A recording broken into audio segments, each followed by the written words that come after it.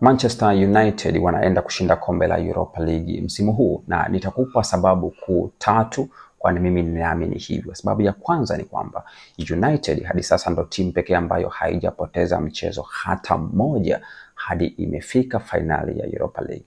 Hii si rekodi ya kawaida kwa sababu katika historia timu zote ambazo zimefanikiwa kufika finali bila kupoteza katika mashindano ya Ulaya zimefanikiwa kuchukua kombe la Ulaya.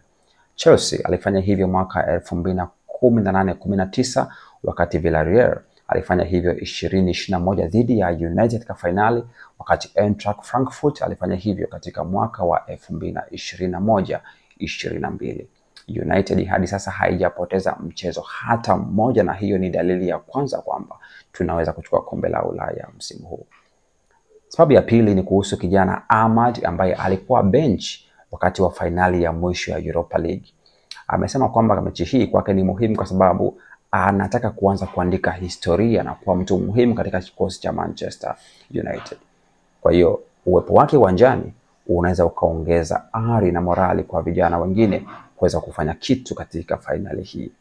Sababu ya tatu inahusu mtu ambaye amekuwa na uzoefu kuliko wote katika ile timu katika finali za Ulaya.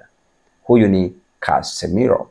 Katika finali 7 za Ulaya ambaye amecheza, Casemiro hajapoteza finali hata moja. Kwa hiyo finali hii pia naamini kwamba anaweza kuongeza finali nyingine ya 8 akiwa mtu muhimu na mwenye uzoefu katika midfield na kikosi kizima cha Manchester United. Je, unaamini United wewe inaweza ikachukua kombe hili la Europa League?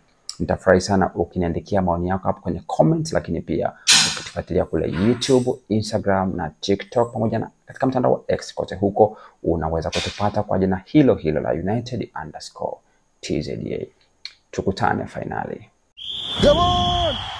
Dive into the world of sports with United TZA.